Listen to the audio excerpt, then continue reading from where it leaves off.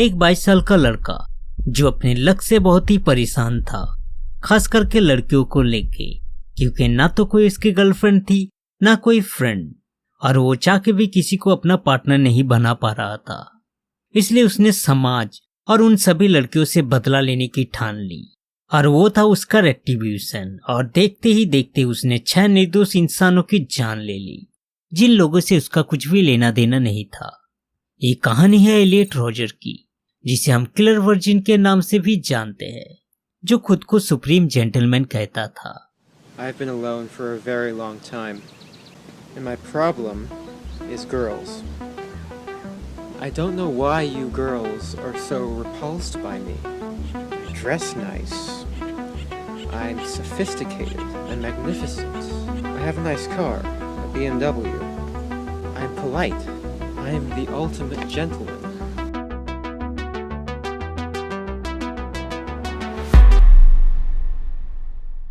दोस्तों, welcome to crime hour. Crime hour के एक नए केस में आप सभी का स्वागत है। मेरा आप सभी से रिक्वेस्ट है कि प्लीज चैनल को सब्सक्राइब कर दे और क्राइम से रिलेटेड ऐसे ही वीडियो देखने के लिए आप हमसे जुड़े रहें। एलियट का जन्म लंदन में 24 जुलाई 1991 में हुआ था। एलियट के पिता पीटर रॉजर एक ब्रिटिश फिल्म मेकर थे और उसकी माँ ली चैन एक नर्स थी जो फिल्म सिटी में काम करती थी। काम के सिलसिले में एलियट के माता पिता मिले थे, फिर उनका लव हुआ और उसके बाद शादी के 2 साल बाद एलियट का जन्म हुआ। एलियट की एक छोटी बहन थी जिसका नाम था जॉर्जिया। जब एलियट 5 साल का था, उसके फैमिली लॉस एंजलिस शिफ्ट हो गए फिल्म मेकिंग की काम की वजह से। एलियट एक ब्राइट स्टूडेंट था और उसने अपने गुड बिहेवियर से स्कूल में बहुत से दोस्त भी बना लिए थे। लेकिन एक इंसिडेंट उसके दिमाग पे गहरा असर किया था। जब एलियट 7 साल का था, उसके माता पिता का डिवोर्स हो गया और देखते ही देखते एलियट एक कूल बॉय से सैड नेचर का बन गया और लोगों से इनसिक्योर फील करने लगा। डिवोर्स के 2 महीने बाद एलियट के पिता एक और लड़की से एलियट को मिलाती है, जिसका नाम था सुमैया एकबॉर्न। और कुछ दिन बाद सुमैया एलियट के पिता के साथ रहने लगे और ये देख के एलियट समझ गए थे ये लड़की और कोई नहीं, उसकी सौतेली माँ है। बाहर के लोगों से एलियट इनसिक्योर फील करने लगा। एलियट एक अमीर बाप का बेटा था। उसने अपनी मेंटल हेल्थ ठीक करने के लिए हॉलिडे पे चला गया। एलियट का ज्यादातर समय गैजेट पे ही कटने लगा, जैसे कि वीडियो गेम और सोशल मीडिया, और इसकी वजह से उसके फ्रेंड सर्कल भी कम होते गए। एलियट लगातार बुलिंग के शिकार भी होने लगे।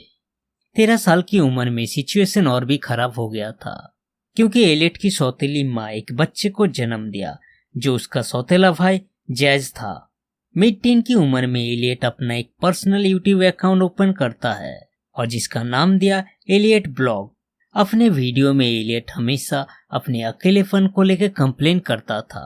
In front of me, sitting right there on that bench, is a young couple. I was enjoying such a nice view until they came and sat down and started kissing. This is the reason why life isn't fair. Why can't I experience something like that? I have to show everyone why I hate the world. Because no girl would do this with me.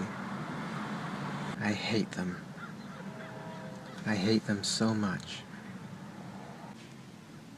It's not fair. Life is not fair. Class में Elliott के साथ bullying बढ़ने लगा तो वो एक school छोड़ के दूसरी स्कूल जाने लगे और इस वजह से एलियट के फ्रेंड भी कम होने लगे। और इन सभी के चलते एलियट अकेलेपन और डिप्रेशन के शिकार भी हो गए और 16 साल की उम्र आते आते उसे साइकियाट्रिस्ट के पास जाना पड़ा, जहाँ पे उसका स्किज़ोफ्रेनिया और बाइपोलर जैसे डिसऑर्डर का इलाज चला। अपने ब्लॉग में एलियट ने कहा उसने अपनी बीमारी से जुड़ी हुई सारी दवाई लेना बंद कर दिया है। 18 साल के होते होते एलियट ने घर से निकलना भी बंद कर दिया और ऑनलाइन ही फ्रेंड बनाना शुरू कर दिया था। उसने अपने पेरेंट्स को भी बताया रियल लाइफ में वो किसी के साथ फ्रेंडशिप नहीं बना पा रहा है। कोई भी लड़की उसके साथ बात करने में इंटरेस्टेड नहीं है, इसलिए उसने अपना इंटरेस्ट दूसरी चीजों पे लगाया, जैसे कि ड्राइविंग, हेयर स्टाइल और ड्रेसिंग स्टाइल। उसने न्यू कार खरीदी, हेयर स्टाइल चेंज किया और बहुत से कपड़े भी खरीदे, लेकिन उसे ऐसा कोई नहीं मिला जो उसके साथ लंच पे जाए और थोड़ा सा टाइम स्पेंड करे।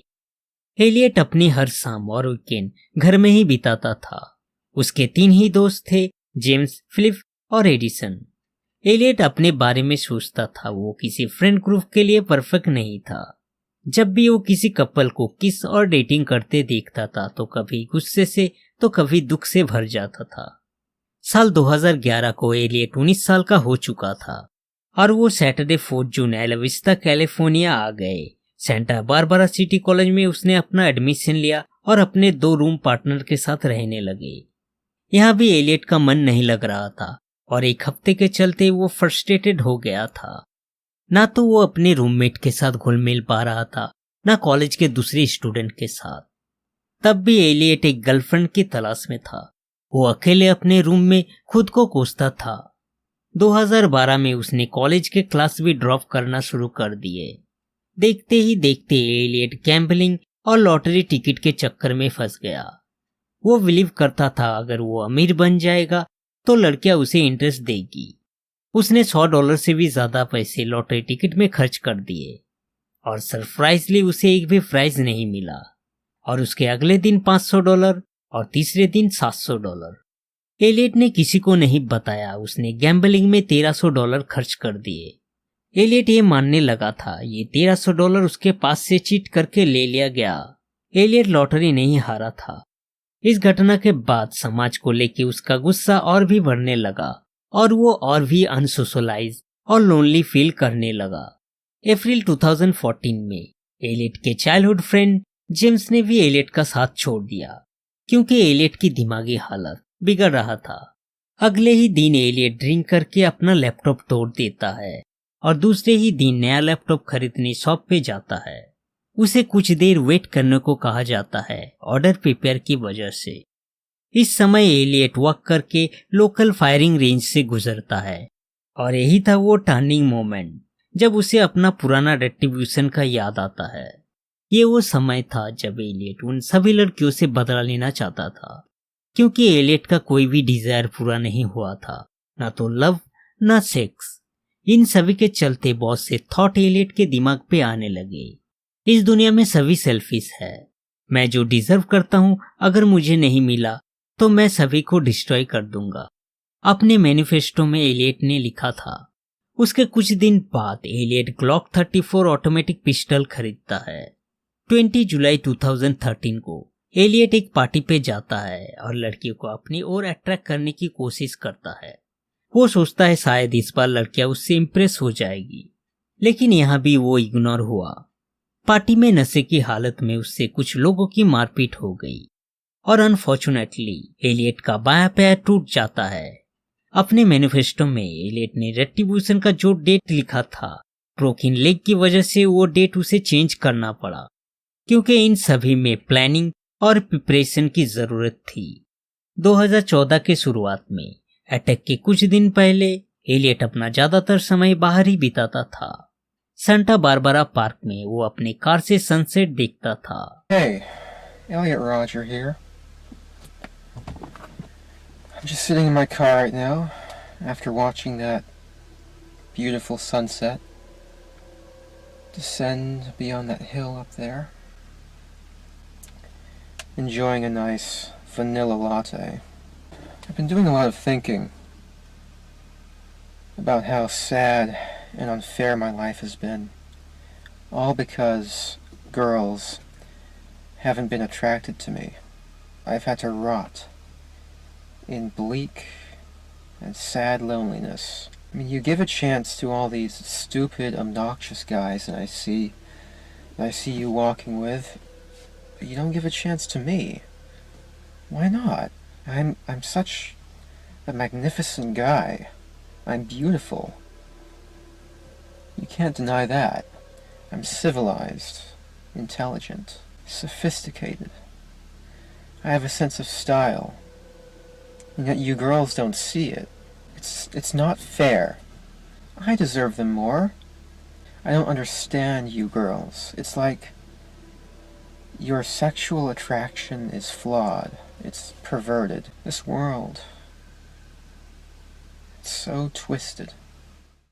एलियट यूट्यूब में वीडियो अपलोड करके भी किसी का इंटरेस्ट नहीं पा सके। यूट्यूब में वीडियो अपलोड के एक हफ्ते बाद एक पुलिस एलियट के तलाश में आता है।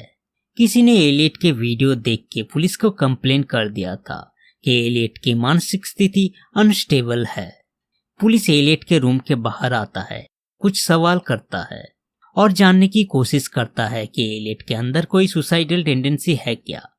एलियट से बात करके पुलिस को सब कुछ नॉर्मली लगा और पुलिस वहां से चला जाता है।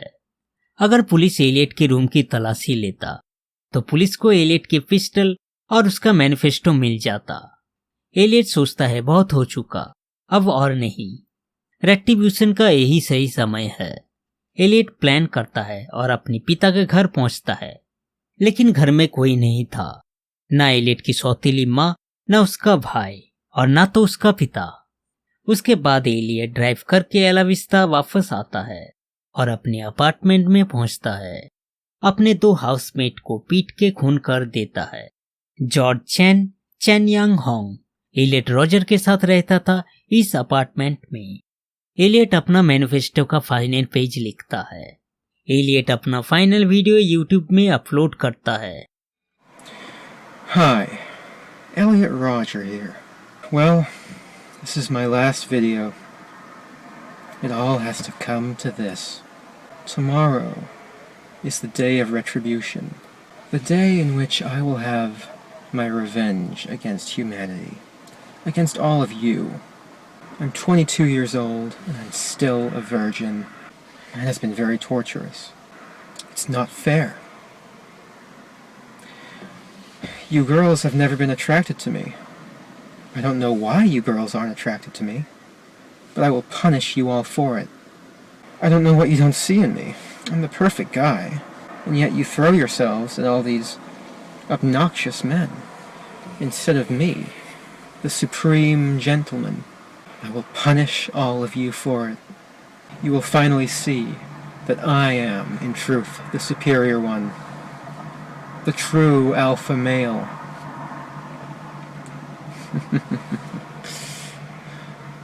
Yes. Well, now I will be a god compared to you. You will all be animals.